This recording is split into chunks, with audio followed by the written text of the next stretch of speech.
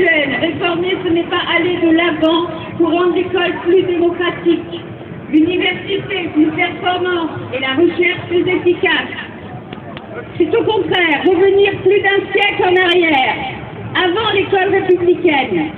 C'est revenir plus de 7 siècles en arrière, avant le principe de collégialité qui fondait le fonctionnement des universités. Avec les graves atteintes au paritarisme que nous observons dans les CAPA, qui gèrent les enseignants du second degré, c'est une gestion autoritaire et contraire aux principes démocratiques que nous aboutissons. Le véritable objectif de ce gouvernement, nous le savons tous, c'est de faire des économies, quitte à couper les livres à un enseignement et à une recherche de qualité.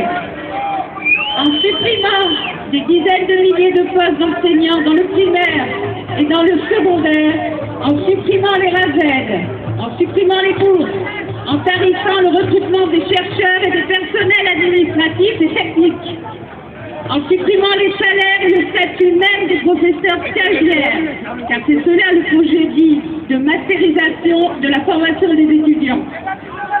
En réduisant de 30% les crédits des IUT, car c'est cela la conséquence de nouvelles procédures de calcul budgétaire.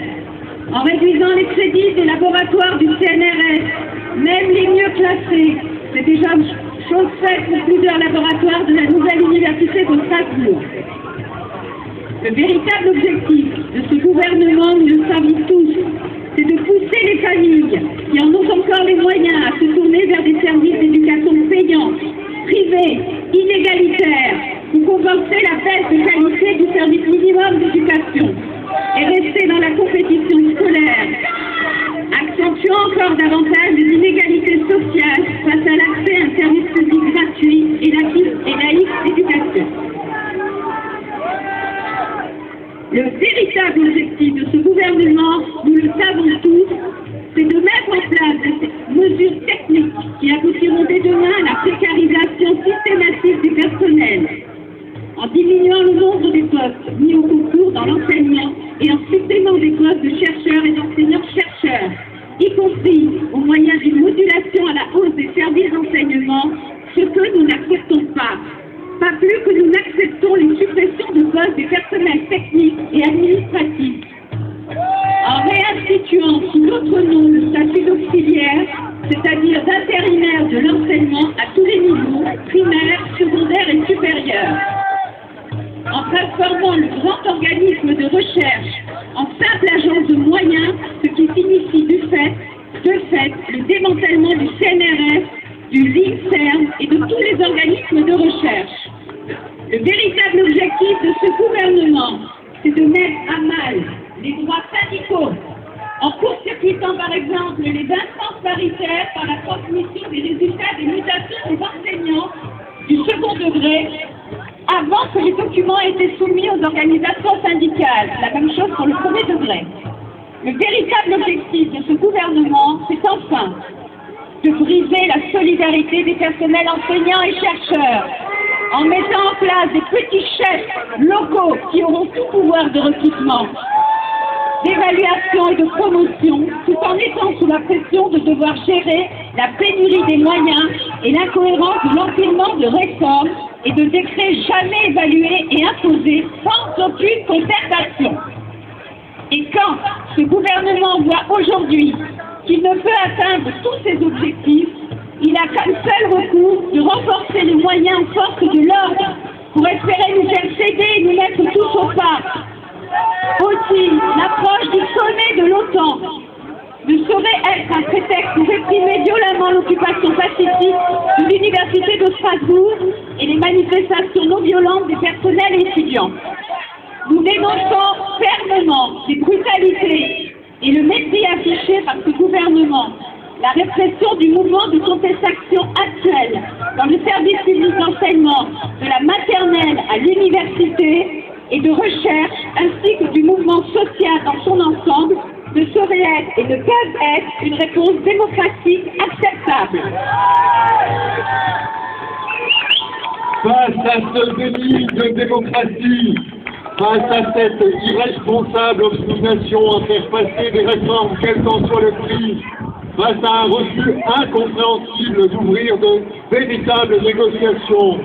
Nous nous affirmons comme une force de contestation, mais aussi comme une force responsable de proposition.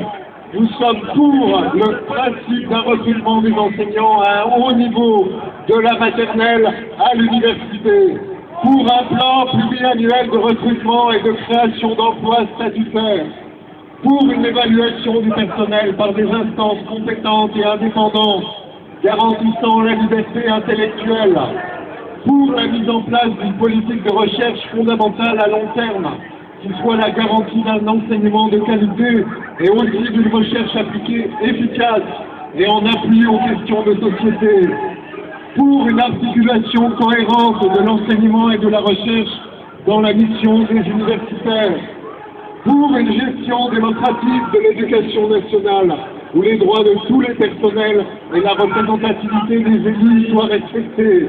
Oui, nous sommes pour tout ceci, mais à la condition que cela se fasse dans le cadre d'un service public amélioré, soutenu par des objectifs de démocratie et de collégialité, par des moyens humains et financiers qu'on nous refuse dans l'enseignement primaire et secondaire et qu'on nous annonce dans le supérieur et dont nous ne voyons jamais la couleur. Darcos a reculé sur la réforme des lycées, mais celle-ci sera expérimentée dans plus d'une centaine de lycées dès la prochaine rentrée. Darcos maintient les suppressions de postes et l'essentiel de sa réforme des concours, ce qui est inacceptable. Decret voudrait faire croire qu'il a modifié le projet de décret sur le statut des enseignants-chercheurs, mais les modifications sont marginales. Sarkozy a traité les chercheurs de nuls et de fainéants. Tous trois font l'unanimité contre eux. Leurs manœuvres de division ont échoué. Le gouvernement ne peut plus rester sourd et autiste face à la colère qui monte. À moins de nous voir demain, et dès le 24 mars à 15h, encore plus nombreux dans la rue, et de devoir faire face à des émissions sans précédent de toutes les charges pour lesquelles nous ne sommes pas réellement payés.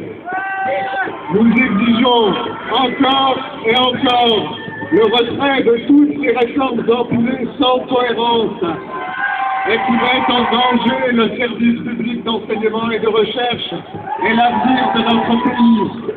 Nous demandons le retour à l'état de droit et le respect de la représentation syndicale qui garantit les droits des personnels. Après bientôt 2 mois de mobilisation sans précédent, nous restons déterminés à nous faire entendre et nous ne nous laisserons ni abuser par les manœuvres de ce gouvernement, ni impressionner par une communication mensongère et des répressions policières. Nous demandons à nos élus, nos maires, nos conseillers généraux et régionaux, nos députés, de relayer dans toutes les instances notre demande d'un grand débat national sur les questions de l'enseignement et de la recherche. Nous voulons des réformes véritablement concertées. Nous ne sommes ni des conservateurs repliés sur de supposés privilèges, ni quelques révoltés minoritaires.